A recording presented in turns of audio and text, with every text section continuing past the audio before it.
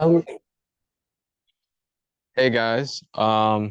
Yeah, first I just want to say it has been quite the event. I've learned a lot today. There have been so many amazing speakers and everyone is covering such a wide breadth of topics. I highly encourage if you have the time, please go back and rewind. I'm sure we're gonna have clips on the YouTube channel, but yeah, I was really inspired. People talked about everything from uh, African spiritualism and its role in community building, community mobilization for for coastal communities. People talked about their research, their paths to academia, policy, the importance of advocacy, just a wide breadth of topics, and all from amazing Black faces and voices. And yeah, I think that is how I want to start because that is the beauty of BIMS. That's why we need donations so we can keep on doing work like this. We can keep on building community, inspiring change, committing to change. I made this to remind you guys. Yeah, so there's no confusion about where to go to get those to drop those donations off. Yeah, there's a few things that I can talk about. I have a few topics and ideas, but first, to to commemorate Earth Day being today, I want to start by reading a poem that my program director, Karen McLeod, gave me last Earth Day, and I keep it up on my office wall, so it's right in front. It's called Riparian Soul, and it's by Rosemary Watola Tromer. Some people are rivers, always moving, always in flow. Wherever they are, life flourishes. They nourish, they support, they sustain, and they change the shape of the landscape, carving new paths around obstacles, softening what is sharp.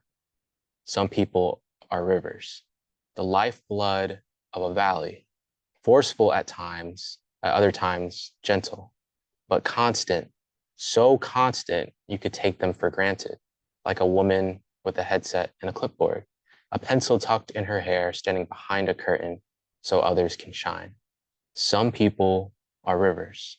You know who they are because all around them, everything is growing, everything they touch. And you realize you can't imagine being without them. Everywhere you look, you see how quietly, how powerfully they have transformed the world. And I like this poem for a number of reasons.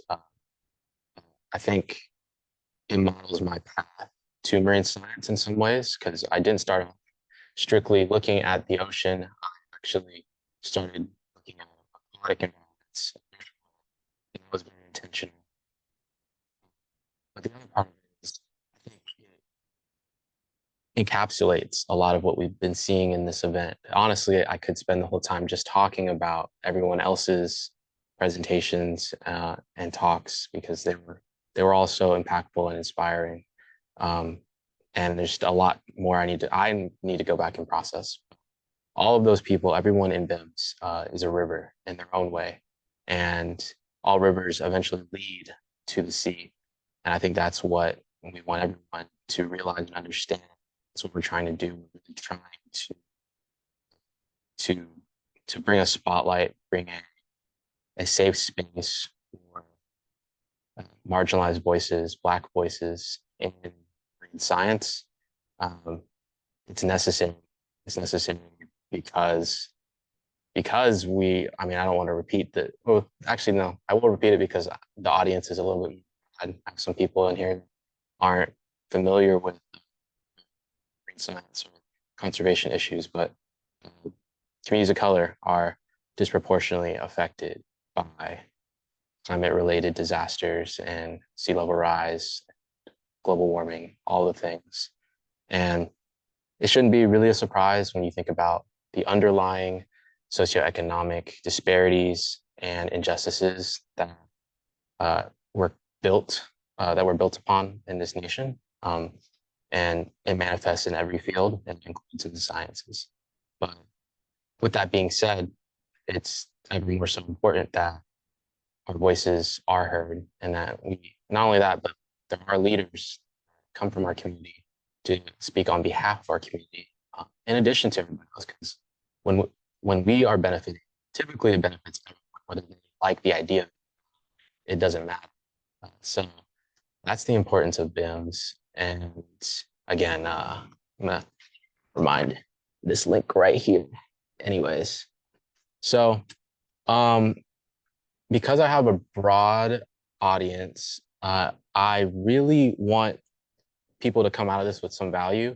And I feel like I'm not going to do any more justice to the other topics that were previously covered than the people that already have spoken about them. So I would like to share a presentation I made that's very practical.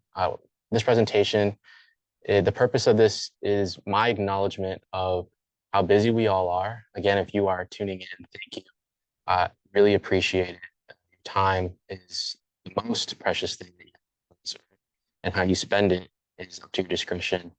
And the fact that you chose to be here of all places, it means the world. So thank you. Yeah, we all have 24 hours in a day, 60 minutes in an hour. So and we don't want to spend that time doing meaningless tasks, things that are monotonous, things that are means to an end, but aren't really fulfilling us in any way. And that's why I made this presentation. I was the grad chair of Sackman Society, Chicago's his medicine and STEM. And the reason I made this is so that students wouldn't have to feel so overwhelmed about coursework, and in order to achieve the things that they want to achieve. But this presentation also has applications to any profession. I know corporate people, I know people that are in industry, people in nonprofit work, especially academics and researchers. You'll find this information valuable. I hope you will take at least something from this. So I'm going to share my screen and we're going to get started with that. Okay, so I call this an informal guide to getting more stuff done, because I want to keep it casual, keep it relaxed. And please, if you're in the chat, I will be monitoring. So yeah, I'll respond to any questions. So disclaimer, the purpose of this guide is to be informative and for you to use your best judgment in applying advice. It is not intended to make you feel guilty in any way. So first question I have for everybody is, are you good? I think this is a good baseline to start, because if there's no one around you, who's checking in with you if not yourself, right? Oh, is the present? Oh wait, yeah, it's lagging behind. We're good. Cool. Yeah, so if no one's around you, who's checking in with you if not yourself? So I think it's important to prioritize this. Evaluate your being. How are you doing? How are you feeling? You are here today. You are alive, you're breathing, and you have purpose. So how are you? From there, I want to talk about the Maslow's hierarchy of needs. This is probably familiar to some of you. For those of you that this is the first time seeing this chart, it essentially shows the priority of which you need to take care of yourself. You start with your physiological needs: air, water, food, shelter, be alive. Then from there, you're going to go to your safety needs. So this is personal security, employment, health, property. And from there, we're going to more community-centered needs: relationships, love, and belonging. Then your self-esteem. And then from there, you're able to self-actualize. You're able to actually achieve, or at least lie in close wake to that ideal that we all chase, the things that we hope to accomplish, the person that we want to be to our siblings, to our parents, to our children. Self-actualization. This is Maslow's hierarchy. I'm going to break it down and get into more detail, starting at the bottom. So we talk about physiological needs. Again, I asked you, how are you? And we should start here. How are you? Are you hungry? Did you get enough sleep? Are you staying hydrated? If you don't have water or you didn't drink today, this is your reminder, please drink. Um, do you have a cold? If you do, please stay away from me. Things like that. Like, please take care of yourself first and foremost. Next, I want to talk about intentionality. This is something that I think, no, not I think, I know has been very crucial to any success that I've experienced, at least in a meritocracy sense of success. Um, yeah, if you aren't intentional with your actions, who is governing them? So when we think about actions, we have our we have thoughts, feelings, decisions, more thoughts, and circumstances, and they're all connected.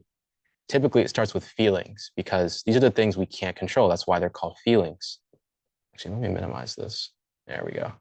Um, and these feelings prompt thoughts. These thoughts influence our decision making. These decisions end up putting us in circumstances, and sometimes circumstances are put on us after we make a decision.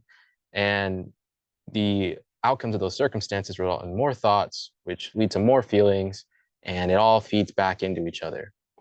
So how do we get this? How do we get out of this, especially if we are in a cycle of negative thoughts and feelings? Uh, I'm not a professional, by the way. This is just my own interpretation, my own experience, anecdotal evidence. But for me, it's about starting with why. Why are you feeling the way you're feeling? Why am I feeling this way? What is the source? When did this start? Why did it start? Once we address why, we can then make better decisions. And we're faced with decisions at every hour of the day. Uh, and those decisions will sway if we're leading more into the path of self-actualization or not. So, I mean, again, going from the hierarchy, what are you deciding to eat? Are you going to get takeout or are you cooking at home? One has financial implications, or they both have financial implications. One is more beneficial for your wallet, and one isn't. And one's healthier and one's less healthy. When you take breaks, do you go and doom scroll or do you go out and touch grass, get some light, go for a walk, embrace your health? Are you staying up all night to party or are you sleeping at a reasonable time because you know you got to wake up early? Uh, the basic things. Are you getting crumble or apples? And that's, maybe that's really the question at the end of the day. Is it crumble or apples? For me, it's usually crumble, but it's neither here nor there. Um, the next thing to getting more things done is distractions. Are you distracted? And obviously you are. I'm answering for you. You know how I know? Because we all are. I get distracted all the time. I see it all the time. My advisor gets distracted.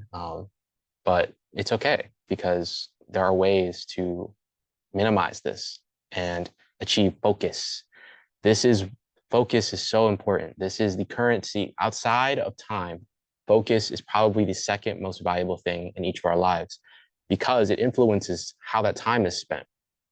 Who has your focus? That is the crux, the foundation of the largest entities in power in the world today.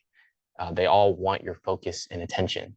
That's all they want because they know if they have that, they're set for life. They will have your attention, they have your emotions, they have your feelings, and they have your money. So, practical guide to being less distracted. Number one, you want to have a clean, dedicated workspace. So here's an example. This is my office on campus on the right and at home on the left. So I try to minimize my distractions.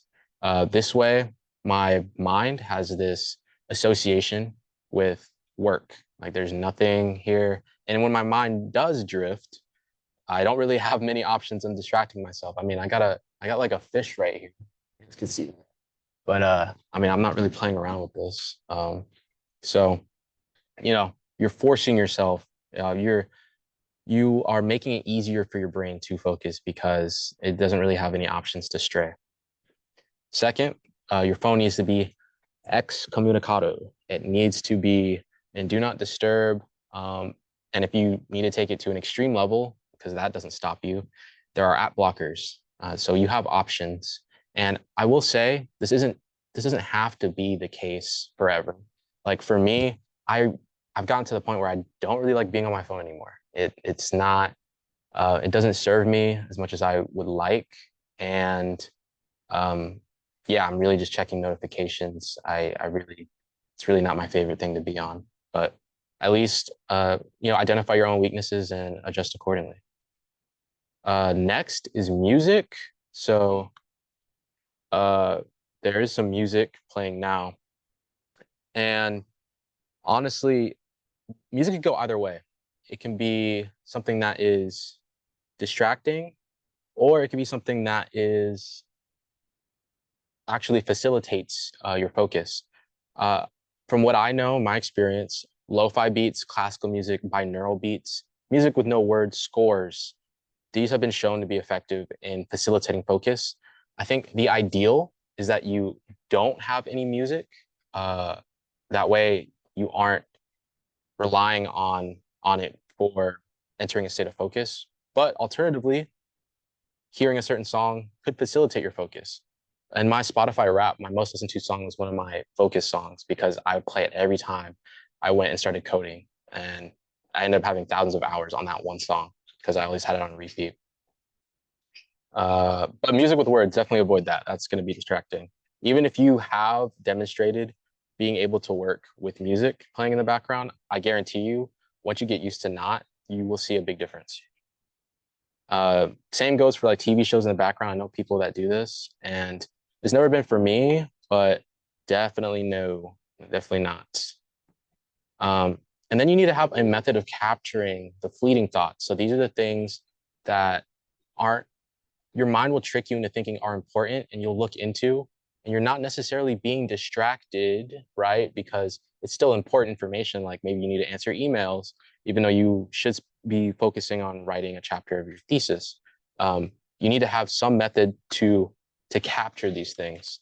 And for me, I always keep like a scrap notebook next to me. I have multiple journals for different purposes, but having this next to me, it makes it so easy to like write down something, remove it from my head. Once it's written down, it's no longer up here. It's no longer a distraction, and I can refer to it later.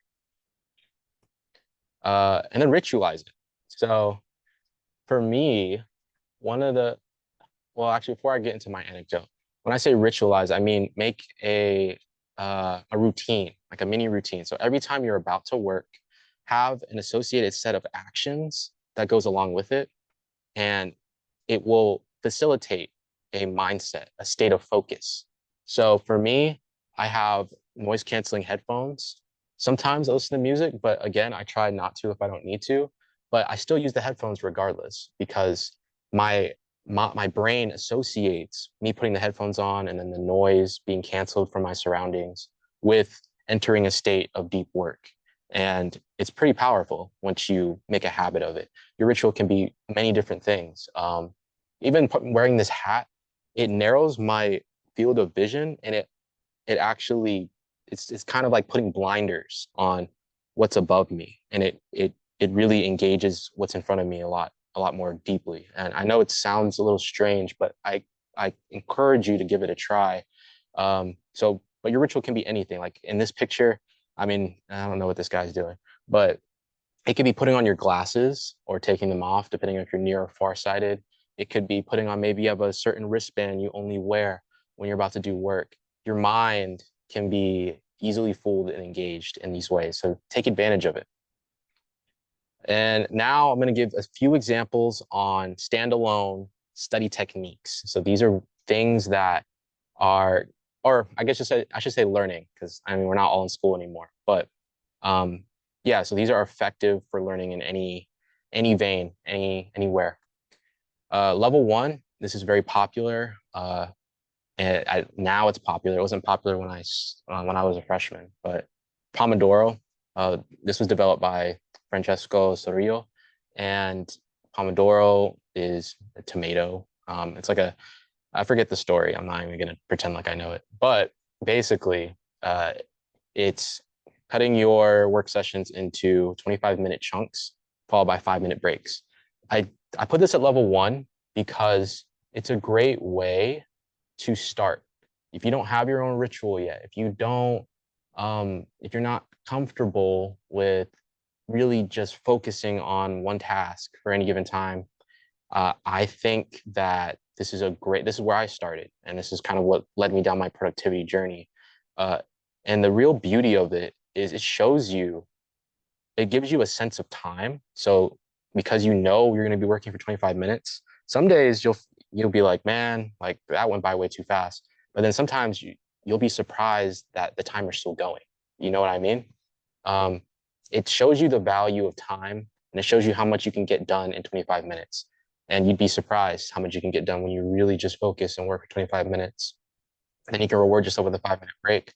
For your breaks, I don't recommend scrolling on your phone. I recommend something that think of it as like working out. When you're working out, you are going under intense load. When you're focusing, you're putting your mind under cognitive load, right? And that's a research term if you want to go down that rabbit hole. But the the 5 minutes should be a way to rest, not remove yourself from it. So think of maybe going on a walk for 5 minutes, or maybe standing up and just stretching, or there's a lot of ways you can rest without going on your phone and just checking out completely. Because as soon as that 5 minutes is over, you're going to enter your next Pomodoro, and then Pomodoro is adjustable. So once you get comfortable with it, you can double it. So maybe you do 50 minutes, a 10-minute break, so on and so forth. But eventually you'll make it to level 2, which is stopwatch. So the difference between a stopwatch and a timer, like the Pomodoro method, is you are actually um, you're seeing how long you can go for, and you're actually getting a feel for how much work you're getting done through the passage of time, versus trying to beat or trying to cram as much into a timer that's going down. And I think this is more advanced because this doesn't really serve a great purpose if you don't already have those established um, rituals and regiments to your work sessions. So this is mainly what I use. I just have my stopwatch go. Oh, actually, I guess once you get to a certain point, you don't even need the stopwatch. You just kind of the time just passes by. But the next one, level 3, is trying to work within ultradian cycles. So ultradian cycles are natural cycles that our body experiences. I don't know if it's exclusive to mammals, or probably in other animals too. But um, for instance, your sleep cycle, it's in ultradian cycles, it's an ultradian rhythm. You have peaks and you have troughs. For sleep, it's like you have deep sleep, and then you have REM, rapid eye movement sleep. When we're awake, we go through ultradian cycles. And honestly, when I first learned about this, it kind of made sense when I reflected on my own experiences in my own life. Uh, Arousal is the initial state of engagement. And when I'm working, I tend to ramp up. I tend to ramp up, and then I hit this point where I'm like just super productive, getting so much stuff done, and then all of a sudden, it starts to taper off, and then I need to rest. So, um, you have to kind of once you get used to working productively, you will start to feel these out for yourself. And the idea is to align your top priority tasks along the windows of highest productivity. Also, let me see if I can stop the music. I don't know if that's.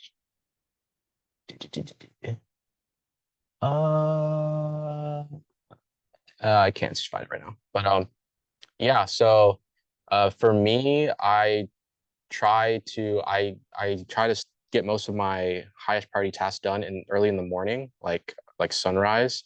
That way, even though I'll work for the rest of the day, I know I'm not stressing about the thing that is the most important. And that's the idea. We're trying to make our lives easier. We're trying to um, yeah, we're trying to free up time for the things and the people that we care about. So I highly encourage looking into ultradian rings. And the idea is to get into flow. Flow state is a superpower. You see it in athletes, you see it in the highest performers for gaming, for chess, for just that. It's a beautiful phenomena. And I think whenever you see someone in flow, it's very majestic. And I tried to be in flow as much as I can throughout the day. Our brains can only handle so much. Like I said, it's like a workout. Like if you're in flow, it you can only sustain that for so long, and you can build up that duration that you can be in it, and increase how easy it is to enter into it by implementing these techniques. Hopefully. Yeah, that's kind of what I said. And also on the right, I have the picture of the two women, and this is important because it helps you figure out how where your cycles are the best. Your chronotype. Are you a morning person or a night person? This, I believe, there are a good amount of studies that back up the existence of chronotypes in people. Some people are genetically disposed to be more alert at night, and some people are more disposed to be alert in the morning. Unfortunately, the way our society is structured, night chronotypes are at a disadvantage. Some of us in academia have the privilege of making our own hours, so you can be a productive night owl. But in general, the world functions around the morning. So keep that in mind. Oh, lastly, when you are deciding where to prioritize where you want certain tasks, there's a matrix you can make with high priority tasks and tasks that are high to low effort. So the idea is to see which one's in the upper right, which one is a high priority task that doesn't take a lot of effort, and that's going to be the thing you want to get out the way first. This is especially helpful when you want to see when you're resting, like maybe there's an important email you need to answer. Set that aside for when you're done with the intense focus. Uh, Next, and the whole idea of this is, again, freeing up time, making time for more things. And it's taking advantage of the Pareto principle. This is the idea that 20% of the time that you spend produces 80% of the results, and 80% of the time you spend is actually only responsible for 20% of the results. Now, this isn't um, fully down to a science, but I'm sure if you reflect on your life, you can observe instances where most of the work comes from uh, the 20%, 20% being those 90, those two 90-minute sessions where you're the most focused. Because after that, you get diminishing returns if you're working. And this is also a problem with the modern day 9 to 5 uh, company capitalist work structure, but that's a separate conversation. I'm just trying to help optimize and work with what we got. Um, so minimize studying. So again, this is in the context of uh, university or academia, but we could also branch it out to research for those of us in nonprofit industry type of work. We could also broaden it to client work, learning about different topics, or so maybe you have managers that want you to teach something that is beyond the scope of what's on your portfolio. We want to minimize the amount of time it takes to learn these things. It starts with priming. Now, if you don't take away anything that I say from this presentation, I think this right here, this has been gold for me. Prime yourself. What this means is expose yourself to the information before you go into a deep dive and actually learn about it. In the context of school, this would look like going to the syllabus, going to the future lectures, and skimming them and seeing what you already know. Once you establish your prior knowledge, those become your little nodes, your foundations from which you will build more information on, right? So this goes for anything. This goes for in a corporate environment or industry, looking at maybe you need to learn different certifications or policies or regulations, or for different countries if you work internationally. This means acquiring those documents and going through and seeing what the key words are before you go back in and actually build upon those nodes that you already identified that you know and you're familiar with. Oh, yeah, it's literally everything I just said. Awesome. Next is to ask questions. So in a university environment, this for me, it seems obvious, right? Ask questions, but this is intentionally put after priming. Your questions become much more intentional and richer if you've already primed yourself because you know what you don't know. Once you have your known unknowns, you can use your professor, for example, as a shortcut. You can use your senior lead or your more experienced boss or colleague as a shortcut, assuming that they are cool, and ask them questions and seek understanding. Uh, this is just, it's way more efficient for both of you because one, the more senior person doesn't feel like you're asking dumb questions. And I am of the belief there are dumb questions. And dumb questions for me are uh, if you've if it's been said and then you ask it again because you just won't listen. But outside of that, it's it's you're able to ask richer questions, more intentional. Again, intentionality. You're able to ask more intentional questions and get more constructive, positive feedback. Um, and a lot of this information I'm telling you guys comes from Justin Sung. Highly encourage you check him out on YouTube. He's very well researched in metacognition or the learning of learning, and yeah, he's the goat. So what about flashcards? Flashcards or any real way of like just forcing yourself to memorize concepts and things is not really effective. It's not good for learning on a deep level. It's really good for getting those gaps, those details that don't really make sense to add to your structures of knowledge that you're constructing in your mind. So things like dates, things like formulas, numbers, just really concrete isolated facts. Um, and this is something you guys are probably familiar with. It's called the Feynman technique. This is another way to gauge your understanding of a concept is by teaching it to yourself and then teaching it to somebody else. Identifying the gaps in that understanding for that particular audience, going back to the material, fortifying those gaps, fortifying those structures in your mind, and then further simplifying. If you can't explain something simply, most likely you don't have a deep understanding of it. Ironic how that works, isn't it? And this is something that I'm constantly trying to do because it's really hard for me to explain my research, which we're 34 minutes in, we might get to that, but I didn't want to prioritize it because I feel like, oh, I'm defending soon. So you guys can tune into that if you want to see. Next, we have reading and writing. Now, these are evergreen skills. So everyone in here, this is applicable to because whether you do academic writing, grant writing, research, technical writing, we all read and write. So how can we make reading more efficient? First, identify what kind of reading is it? Is it research? Is it textbook? Is it policy? Is it law, legal doctrine? Whatever it is, again, similar to priming, you want to scan it first, identify the key words, identify things that already stand out. At least in academia, the research articles already have keywords highlighted. So it makes it pretty easy to do that. The next thing you want to do is reduce that inner voice. So I'm guilty of this.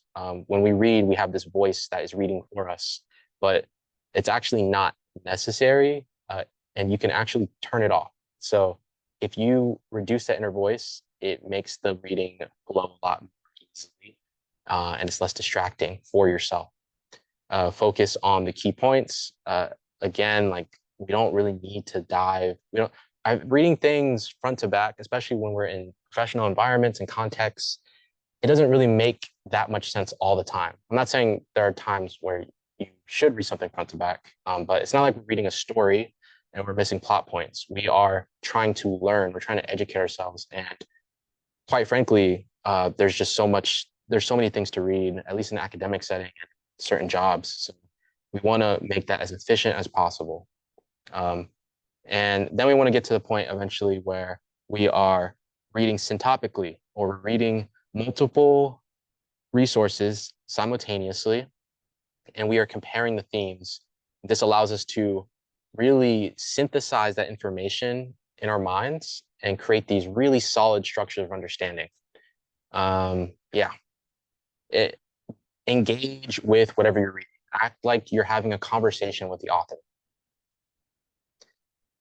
Writing. So I can actually go into more detail about this. I can actually do a demonstration if we have enough time. But writing, I mean, we live in an era of AI.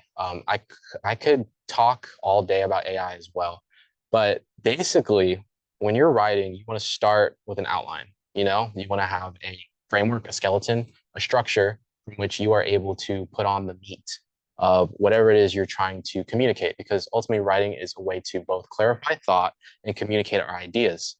Um, AI makes that so much easier now because instead of thinking and wasting time making an outline, you can literally ask AI to do it. Boom, like that. Is it perfect? No, but just tweak what you need to tweak and you have your skeleton. Next thing I recommend you do after that is turn that outline into a series of questions. So this goes back to what I was saying about syntactical reading. You want to be more engaged with the resources that we're with. If you're just trying to force information into your brain just because you're reading it, it's not going to work. You need to establish that information. That information needs to have a home in your brain. And the best way to do that is to engage with questions. I mean, this is the foundation of science. We start with a research question driven by curiosity. So if we frame our outline and turn it into questions, again, AI can help with this, then it really just makes gathering information that much easier. And then once you have these questions that you're answered, you'll notice that they naturally start to form these paragraphs because you have a bunch of sentences from how you decide to answer those questions. And not only that, you've already done the hard work of really engaging with those resources to really answer those questions because you're not reading from front to back anymore. You have a question. So now you're focused on looking at the paper in a way that really makes you look for the answer. And then from there, at least in my case, you start drafting, then you revise, and then you draft. There's no such thing as a rough draft and a final draft. I think your paper just is a draft. It's a first, second, third, fourth, and nth draft. It just keeps on drafting. And eventually we choose one of those to submit because it's good enough. And that goes with other works of art and as well, or communication. Like I'm a photographer. So it's the same case there. Like you can edit. There's a point where it's like, it's done. So the whole idea of breaking things down like this is to make it more manageable. I think whether we're in a professional role or we're in the classroom, we have these big projects that loom over us. It's something that maybe we have a really important client with a very short-term deadline, or we have a whole dissertation to do and we've been slacking. Whatever it may be, it's almost like being told, hey, here's this 5-pound chocolate bar, eat it, you know?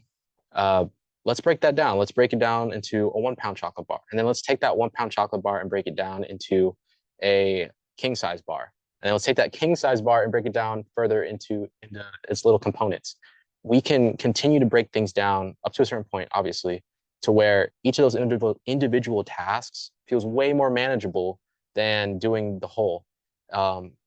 And eventually, when you take a step back and you've answered all your questions, you synthesize it all. And it's this wonderful document that's not perfect. Again, it's a draft, but it makes you feel confident in getting to the final product.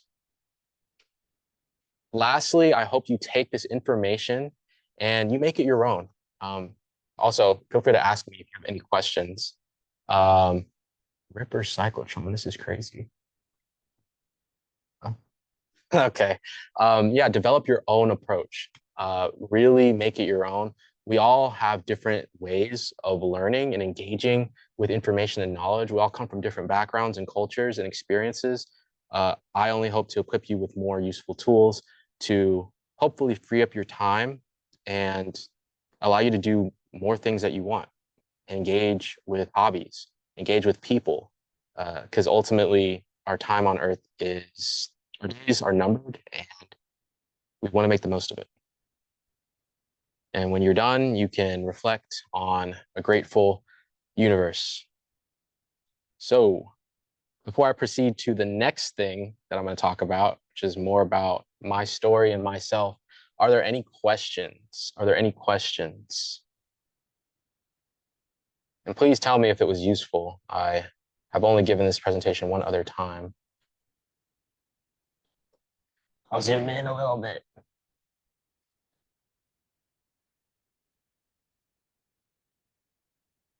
Let's see. Yes, lit maps is one of the tools. I was thinking about doing a demo, but um, I want to touch on some other things. Let's see. Plot, Soggy, Flowmaster. Thank you, Victor. Okay. All right. Seems like there's no questions. Oh, hey, Cam. I'm glad it was useful. Awesome. Awesome. Okay. Let's see, a few different directions here. Oh, here's a question from Ralph. How do the differences between individualistic and collectivistic cultures influence the flow state you've mentioned earlier? Do external forces play a factor into achieving an ideal flow state? That's a good question. So I'd say if you live in America, you're in an individualistic culture. Um, and honestly, I think you see how that plays a role in flow state because you want to be in isolation. And honestly, when I think about it, maybe a lot of this research in of itself on the idea of flow state and working is an isolated endeavor because a lot of it's Western.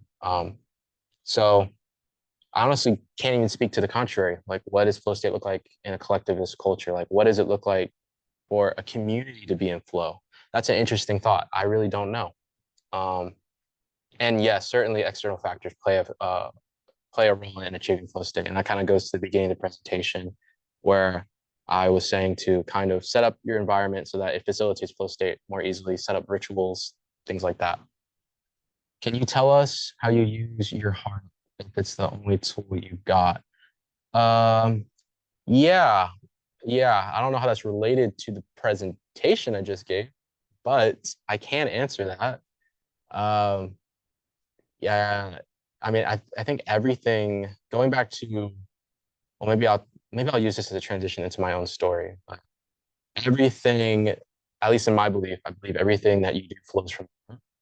Um, so it's important that you protect it.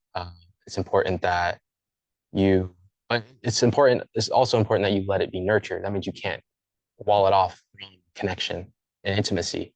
But it's important that you use your heart as a way to engage and connect with others. And like DeMarcus said, bring your most authentic self to whatever environment that you find yourself in.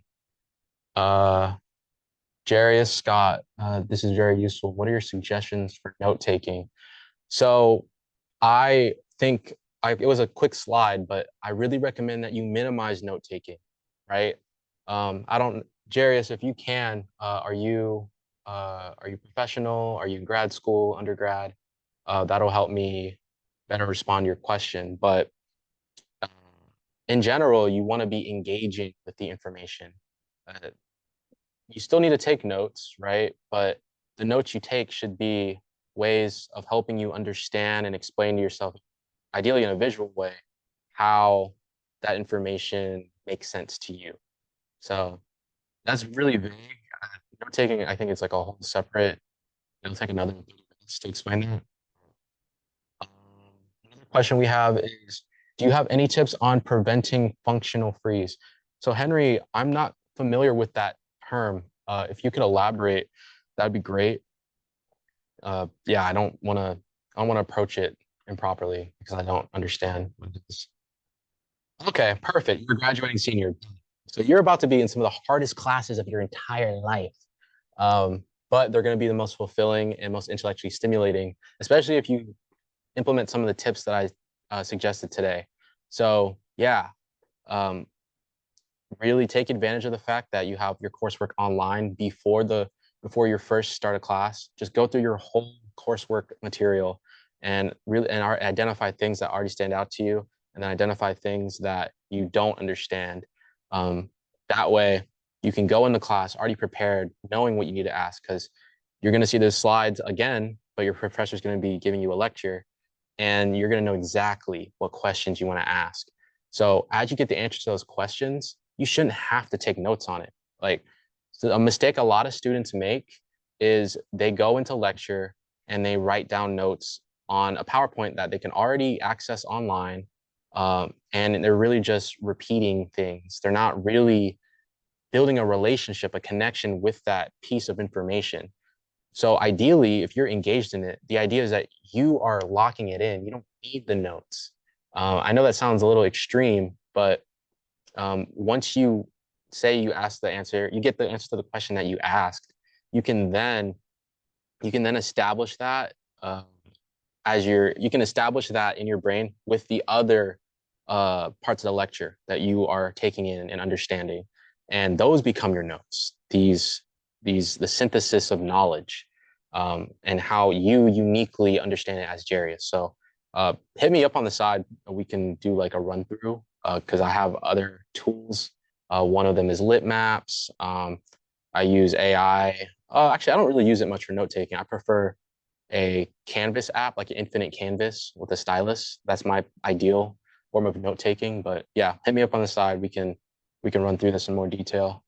Um, how do you go about presenting your authentic self when you are dealing with performance anxiety, like public speaking and things like that? Uh, that's a real question. Let me get into this one. So when it comes to bringing your ideal self in dealing with anxiety, it goes back to that part of the presentation in the beginning where I said that your feelings influence your thoughts and those thoughts influence your actions. And that's ultimately, how anxiety works, right? You are anxious because you have this feeling of, maybe it is fear, maybe it is a trepidation, um, maybe it's this feeling of not being enough. It can be a range of different things, but you have to identify that source. And because ultimately anxiety is, because it feeds into your actions, it's going to prevent you from doing the things that you want to do. Because there are a lot of people that want to be able to talk to crowds publicly. Like I have anxiety about that still. Because I'm in my head about it. It's a part of my ego that doesn't want to go outside, and that puts these expectations upon myself that no one else does. Because ultimately, everyone wants me to speak well. I think any of us, when we go to a public speaking event, we want the speaker to speak well, because we don't want our time to be wasted, and we want to actually hear what they have to say in the best way possible. We want to understand each other. I think, regardless of what's going on in the country right now in the media, I think fundamentally, maybe this is just me, but I truly believe we do want to understand each other. There's so much that's been constructed in our society that prevents that, and it feeds into our anxieties. So, yeah. Uh, there's another question. I'm sure that your emotions play a part in change. Can you utilize your emotions to bolster learning process? That's a good question. Um, Can you utilize your emotions to bolster them? Yes, I think so. But only if they're positive. I think there is like a subculture of people that take these negative emotions and use that as fuel to, grind, to be productive and put their head down, and yeah, I'm gonna show them all. But like, that's not the right way to go about it, because that's not sustainable. I think if you approach your work with gratitude, if you approach your work with a mindset of care, uh, with the intention of positively impacting those who are going to be on the receiving end of your work, whether it be a product or a service, I think it could really influence the way you perform. Next question. Oh, okay. So Henry says functional freeze, in his experiences, when his anxiety is so high, you're unable to complete tasks, or completing tasks, but in a dissociated state. And the original question was tips for preventing it. So I can't speak to that from my own experience, I've never experienced that. But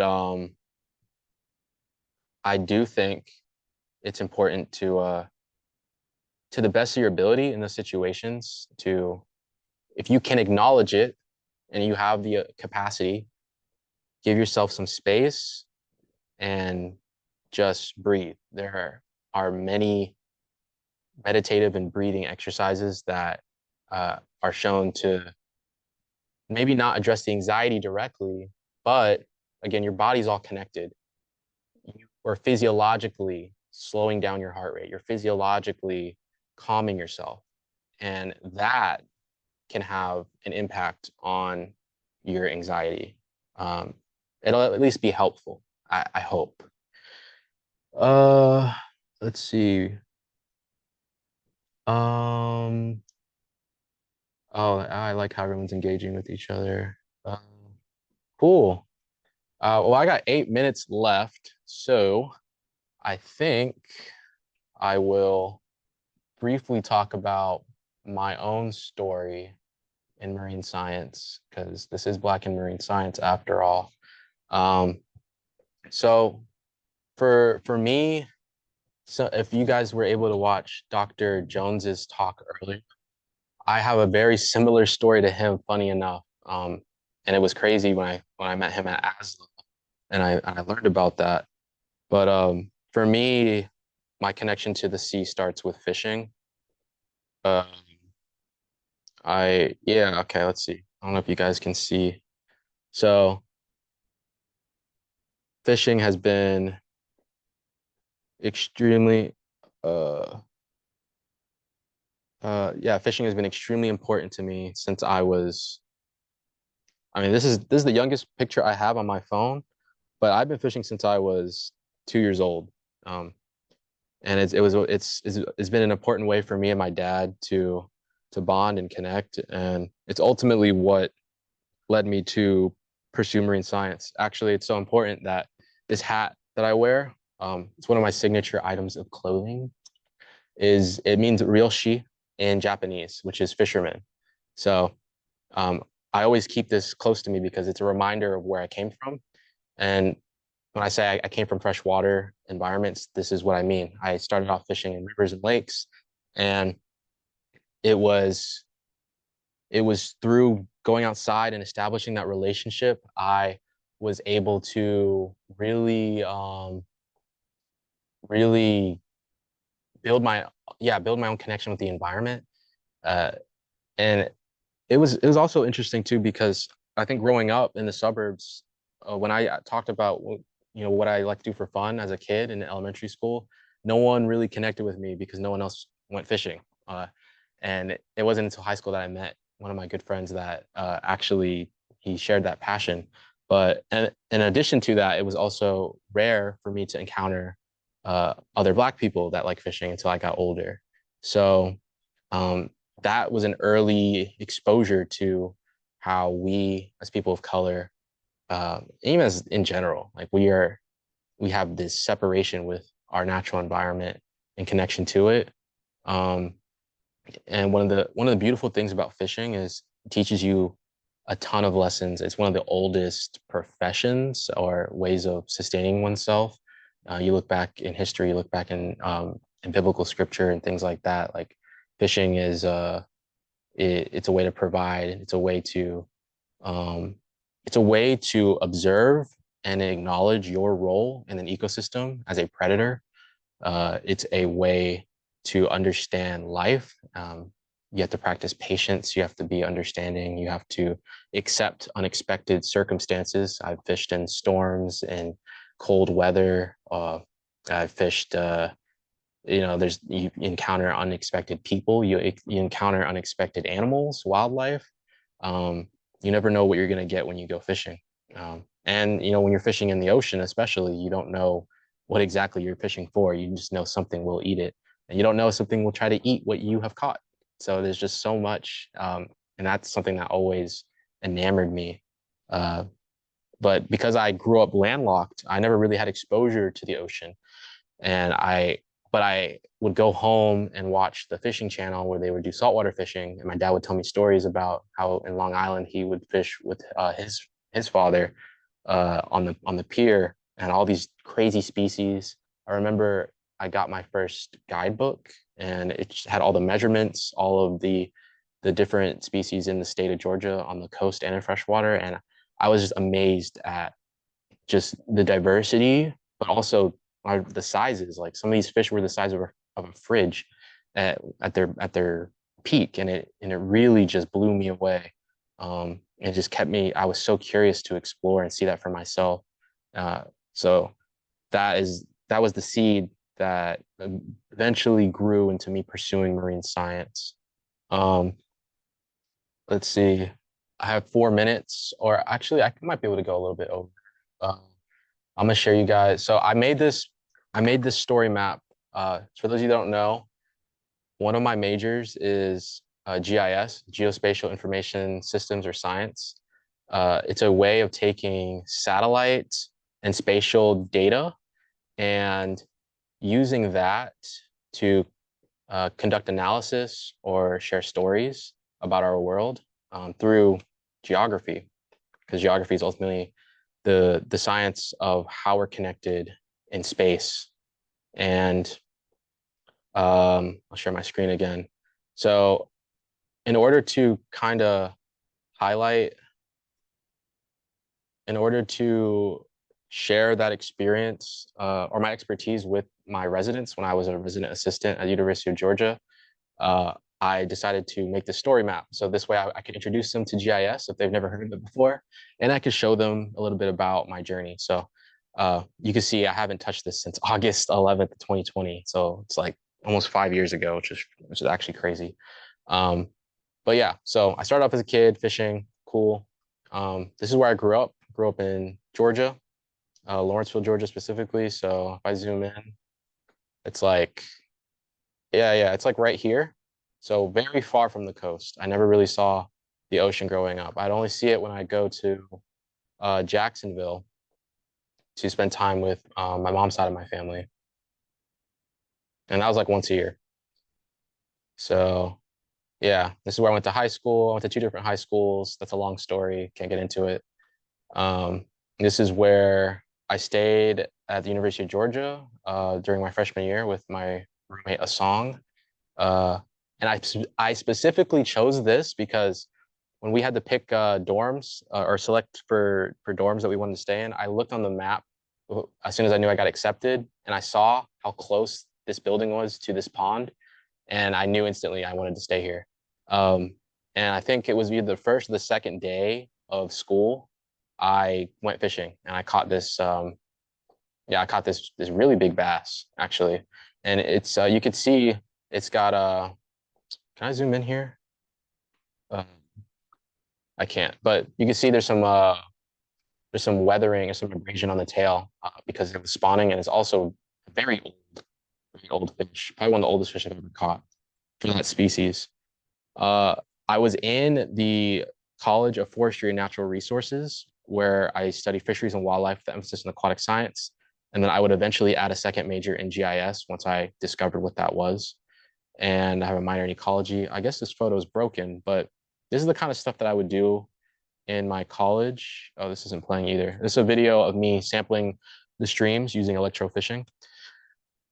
Um, yeah, but I loved I was very intentional about this because I actually almost went to the University of Miami because of how amazing their marine science program was.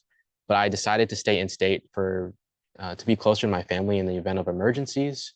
Um, but also because I always knew I could go to grad school for marine science, and by using my undergrad to establish myself in freshwater systems, I would have a more holistic view of how all of these things are connected. Because, like I said in the poem in the beginning, everything is connected. The land, the sea, the sky, the rivers, the ice, it's all connected. Let's see. Yeah, we did a lot of forestry work. So this is my first marine science experience. I was blessed enough to go to Savannah State University for their REU for Bridge to Marine Science. and it was definitely life-changing. It was my first time on a research cruise, first time on the open sea, and I was lucky enough to have a really solid crew on the ship, and they let me fish. So they would troll, I guess. Basically, you take a jig and you put it out behind the boat while we're going between sampling points, and if something would bite, we get to reel it in. I got lucky and I caught a wahoo. This is my first deep sea fish, and wahoo are really amazing because they're extremely fast, because we were not going slow by any means. They're extremely fast. They get really big. Like this one is actually pretty small. They can get to be bigger than I was at that time. Um, and they're just beautiful. They have it started fading because it was dying, but they have these beautiful vertical bars that span laterally across their bodies. Yeah, it was probably the most delicious thing I've ever had too, because Chef Ben took that and made fish tacos for the whole science team. So yeah, uh, part of that internship, we got to visit uh, the Duke Marine Lab, and this is where I was introduced to the power of GIS. And after this, I added GIS as a major. And my research at this point was looking at harmful algal blooms of Akashiwa sanguinea that were killing the oysters on the coast for the UGA Marine Extension Lab. I then got blessed again to pursue NOAA. Man, I'm not going to go too much over because I do need to hand it to Dr. T eventually, but I think this is important to talk about. So, ever since middle school, I have wanted to work for NOAA. All of these decisions I've made, again, going back to the importance of intentionality in my life, uh, I've always known I wanted to work for NOAA because I did research on them when I was in middle school, and it just seemed like the perfect job. Not only because of the science, but because NOAA is unique in that it is at the intersection of science and policy and legislation. So, it has a role in all of those things. And there are people that go between offices and have interdisciplinary expertise. Uh, they directly manage all of our seafood. The National Weather Service, the people that tell you when there's a hurricane or severe storm coming, yeah, that's one small office underneath NOAA. They just do so much behind the scenes. They truly are a river of an entity within our country. And it's been quite disheartening, to say the least, to see the recent news of what's happening with the current administration. But hopefully things turn around eventually. But yeah, they played a huge role in my story. I got to be a 2019 Noah Hawley Scholar. And oh, actually, I didn't update this past 2019. That's funny. Uh, there's another part to the story I'll get to. But I also did pageant. I did a pageant, and I represented the Philippines because I'm half Filipino. Used to do capoeira, part of the Pi Beta Sigma Fraternity Incorporated. This is mugs right here. Boom. Um, and I do photography. It's a self-portrait, and I like to cook. So yeah, I made this for my residents, but I wanted to share it with you guys. And then the other part is, so because I was originally supposed to go to Saipan as a part of my Hawley scholarship, but um, yeah, I was originally supposed to go to Saipan as a part of my Hawley scholarship, but because of COVID, I wasn't able to do that.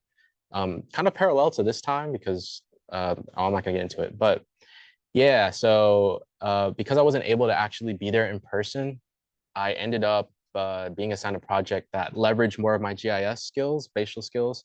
So I learned how to do 3D photogrammetry. So for those of you that don't know, 3D photogrammetry is a way of taking hundreds of different images and their positions of where they were taken in space, and generating a 3D object from that image. So in my case, we were interested in this newly launched coral nursery because 2014 to 2016, there were massive marine heat waves in all of the world's seas. And as a response to that, there was huge coral bleaching events in Saipan. So this nursery was established a year before I started to try and bring back some of those corals yeah, you hang them up on those trees, and they eventually grow and calcify, and then you can then plant them back onto the expanded reefs. Here's some of the importance of reefs. We made this as a product of my internship to the people, the community in Saipan. So just talking about the ecosystem benefits of reefs, they're hubs of diversity for hundreds of different species of fish, both transient and local. They have chemical compounds that have pharmaceutical benefits. Um, this is the amount of income they generated at the time. They offer coastline protection during storms. Like I said, threats to reefs include bleaching events. Oh my gosh, I haven't seen this it's been so long. Oh, predators, invasive species are a threat to corals. So for those of you that don't know, there's starfish species that feed on corals. Most notorious of which being Acanthaster plantae, or the crown of thorns starfish. They feed on corals, and when their populations bloom, they can wipe out entire reefs. The water quality is also a really big one. There's dumping at near coral reefs from industry and or sewage, and that has detrimental effects to the reefs and their ability to survive. So this is a map of where the colonies were collected and a map where the nursery is. These are some of the species of coral. I'm not a coral expert, so I'm not going to spend too much time on those. But I could talk about the design. So this is the tree design. And one of the challenges, so this is them fragmenting the parent corals so that they can then propagate that fragment into an adult coral and then replant that, thus expanding the reef. It's a long process, but it works. So you can see this is how they hang up the corals on the trees. And one of the difficulties with getting pictures of these fragments is you have all these little other tiny fragments in the background you can see here. So they get in the way of the photogrammetry software. And I should say what my project actually was. So we are interested in monitoring the growth rates of these coral fragments because if we can monitor their growth and they're positive, it's a good sign. And then we eventually will be able to put them back on the reef. The idea behind using photogrammetry is to have a non-invasive way of quantifying the growth of these coral fragments. Because typically, if you want to measure the growth of these corals, you need to remove them from the nursery and then put them back. And the problem with that is that it stresses out the corals, so they're at risk of not growing as efficiently. And the other part that is, it's more labor intensive. So if we can find a way to do that non-invasively and keep them in the water, it's a big win. As you could see on the right, I ended up actually accomplishing the goal of making a model. It was extremely difficult, uh, more so than it normally should be for a photogrammetry project. And my ultimate conclusion of my research was that this is not a sustainable way of doing this for an entire nursery. But the idea of quantifying the growth of a coral without removing it is possible. It's just not practical. So that was the outcome of my project, and I was pretty happy with the final result. Even though, it's not something that will be used in the future. Finding science is just as much about finding what we should avoid as it is about what we should do. And this is the other project from my partner in the internship, and she was looking at the wound healing process using a software called ImageJ. These are future directions at the time, but yeah, this is the next piece of the story. This is where this leaves off. Yeah, COVID ruined it and made everything virtual. But honestly, it taught me a lot about adaptation and resilience. It's especially now, there are other opportunities that I had around the corner that are no longer going to be available just because of what's going on in the government. And I'm not alone in that. I'm sure everyone in BIMS feels similar and can speak to that at great depth. But I'm kind of past being weighed down by my woes. I'm reminding myself of where I am presently in this amazing office and finishing my thesis. And those are blessings. And that is my current present.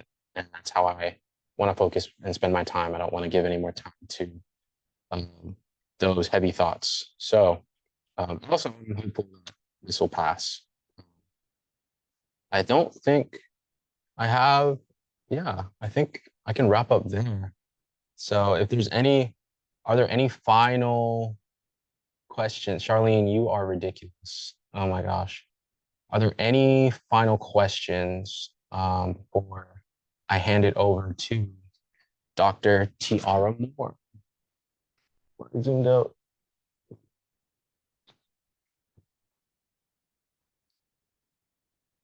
Let me stop my share. Oh, there we go. Oh, you can see it's getting dark now. Um, let's see. Okay. I don't think I'm seeing any more. I'm not a polymath, but I appreciate that. Um, let's see. Uh, yes, that is true. I was the RA of the year at one point. Oh yeah, Jarius. Actually, I have a website. You can reach out there. Let me plug my website real quick. Uh, share. So you can hit me at jamonjordan.com.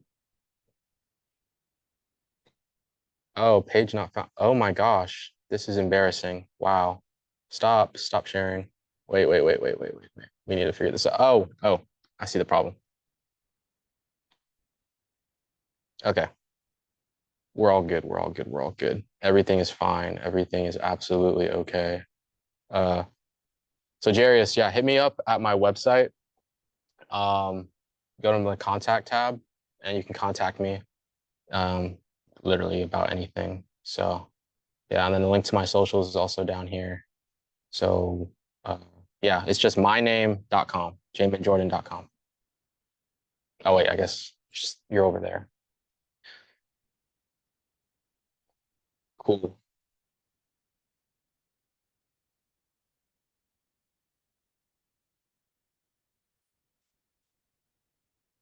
Anything else? Okay, you're doing a bit much there. Doxed is crazy.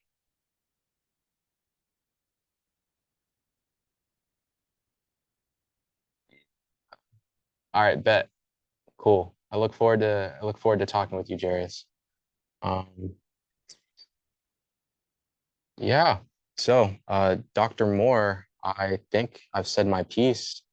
Yes, thank you so much, Jamie. You did an amazing job. Just so proud of just everybody joining us, talking about their story, telling us about their truth. But then you took it a step, gave us some tips and tricks and all of that. So hopefully you found this useful today. Thank you so much, Jamie.